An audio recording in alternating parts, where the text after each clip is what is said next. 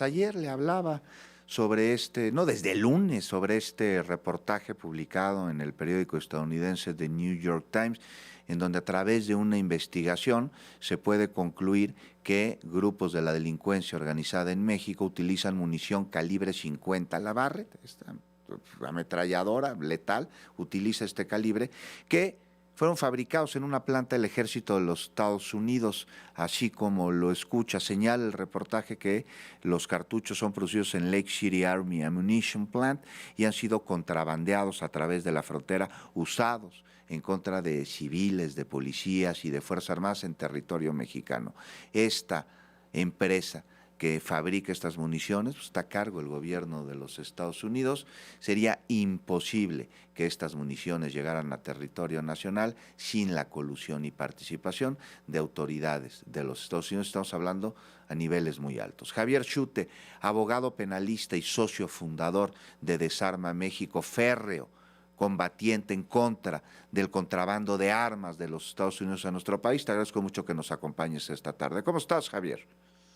Con todo gusto, querido Juan. La verdad es que debo reconocer el seguimiento que ha dado siempre tu equipo, que has dado tú personalmente a este tipo de noticias y a este tema en general del tráfico de armas que pues es gravísimo, ¿no? Sabemos quienes llevamos desde el 2014 eh, señalando la importancia de combatir el tráfico de armas, en particular de Estados Unidos hacia México, y pues al tiempo, ¿no? A 12 años ya afortunadamente vemos cómo va cobrando cada vez mayor relevancia en la relación bilateral, en la agenda pública y en palabras de la propia presidenta Claudia Sheinbaum, que ha mantenido este énfasis en el tema. El reportaje que mencionas es gravísimo, Juan. A mí me gustaría puntualizar. Se trata de una empresa privada que opera una planta pública, propiedad efectivamente del ejército de los Estados Unidos. Esto es conocido como GOCO, Government Owned Contractor Operated.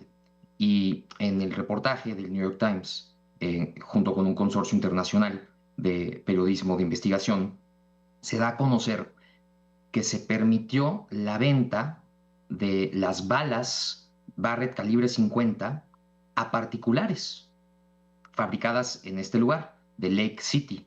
Y estas iniciales, LC de Lake City, de esta planta, propiedad del Ejército de Estados Unidos, han aparecido en muchísimas escenas del crimen en México. Hablando del tema, en la conferencia mañanera, el general secretario de la Defensa Nacional, Ricardo Trevilla, señaló que de 137,000 cartuchos calibre 50 que se han decomisado en nuestro país desde el 2012, la mitad prácticamente provienen no solo de Estados Unidos, de esta planta, propiedad del ejército estadounidense, 47% para ser muy concreto. Y de las 18,000 armas largas y cortas que se han decomisado desde que comenzó la administración de la presidenta Claudia Sheinbaum, aproximadamente el 78% han provenido de Estados Unidos. Este caso, además, en particular, nos permite poner un énfasis ya no solo en el tráfico de armas, Juan, sino también en el tráfico de balas, que es mucho más difícil de evitar y es mucho más complicado rastrear. Pero aquí tenemos una ventaja, que son estas iniciales, esta LIC, que permiten afirmar con toda contundencia que estas balas son fruto de la, cuando menos negligencia, cuando más actuar doloso de estas empresas armamentistas que producen las armas y las balas que acaban cobrando sangre en nuestro país. Si te parece bien, me gustaría, Juan, dar Sí, 3 datos muy por específicos. favor. Carlos Pérez Ricard publicó recientemente un libro titulado La violencia vino del norte, que hace un recuento realmente extraordinario, con fines de divulgación y en un lenguaje que se puede entender muy bien, pero con un rigor académico muy importante. Y de este libro destaco 3 en particular. Primero, un dato conocido ya que en Estados Unidos hay 114 armas por cada 100 habitantes, es decir, hay más armas que personas en ese país.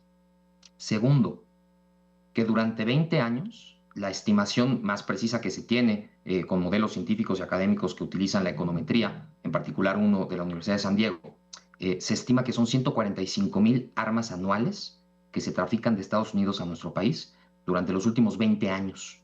Y por último, Juan, uno sabe que en México ha incrementado la violencia armada muchísimo a partir de la guerra contra el narco declarada por el expresidente Felipe Calderón. De la mano de cómo ha aumentado la violencia en México, han aumentado desde luego la producción de armas y por lo tanto también la venta de armas en Estados Unidos. Es decir, se han forrado los bolsillos. La industria de las armas producía solamente 3 millones de armas de fuego en el año 2000. Para el año 2015 ya eran 14 millones. Saben perfectamente en dónde acaban sus productos, lo que venden. Saben que cobra vidas mexicanas, que corre sangre en nuestras tierras y lucran con ello. La Sí. violencia armada, además, Juan, pues no es solo de homicidios, sino también delitos como la extorsión, la violencia contra las mujeres, la desaparición de personas, la trata de blancas de personas, el cobro de derecho de piso, el secuestro, en fin. Hay una serie de delitos en los cuales las armas se utilizan no solo como violencia física al dispararse, sino también como violencia moral, como una amenaza con el uso de la violencia. Son medio comisivo. Basta el arma Sí. para controlar una calle, una colonia, a una familia. La sola presencia de armas ilegales es ya una violación de derechos humanos. A ver, Y Javier, aquí estamos hablando, claro, por supuesto, lo que muy bien mencionas, que es fundamental y prioritario. También está la coordinación entre México y Estados Unidos para atender un problema común de responsabilidad compartida, que es el tráfico de drogas. Y bajo el entendimiento de que la droga va a los Estados Unidos porque ahí está el consumo y ahí se quintuplica su valor y que nunca hemos visto que detengan a un verdadero capo de las drogas en los Estados Unidos como si se distribuyera solita ahí donde tienen el gravísimo problema de salud pública, pues está el de las armas. Entonces, aquí hemos visto a través de la Estrategia Nacional de Seguridad el incautamiento de una enorme cantidad de toneladas de estupefacientes, la detención de narcotraficantes, el desmantelamiento de bandas, el desmantelamiento de narcolaboratorios, pero ¿qué está haciendo los Estados Unidos en su territorio y con el problema que nos mandan, que es el de las armas, porque están buenos para señalar y utilizar este problema común como moneda de cambio político y a través de él extorsionar con aranceles y una otra enorme cantidad de asuntos.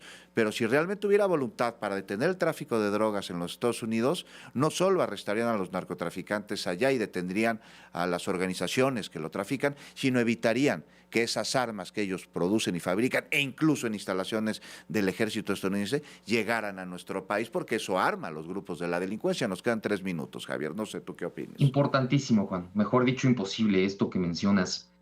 Se engaña quien cree que realmente hay un interés del gobierno de Donald Trump en Estados Unidos por combatir el tráfico de drogas. Esto es una excusa que se utiliza en realidad con fines electorales. También ya hay unos incentivos muy perversos porque existe una serie de agencias como la DEA misma que no existirían sin el negocio de la droga que dicen combatir, pero la realidad es que si realmente quisieran combatir este fenómeno, lo que harían son políticas en materia de salud pública en su propio país, que tienen que ver con el acceso seguro, controlado a sustancias con calidades garantizadas, en condiciones salubres, así como en su caso a drogas como el Narcan para evitar la sobredosis. La razón por la que han bajado en este momento las muertes por sobredosis de fentanilo no es porque se haya reducido el tráfico. El fentanilo es imposible reducir su disponibilidad en las calles de Estados Unidos. Es porque se ha aumentado la aplicación de esta medicina para evitar la sobredosis.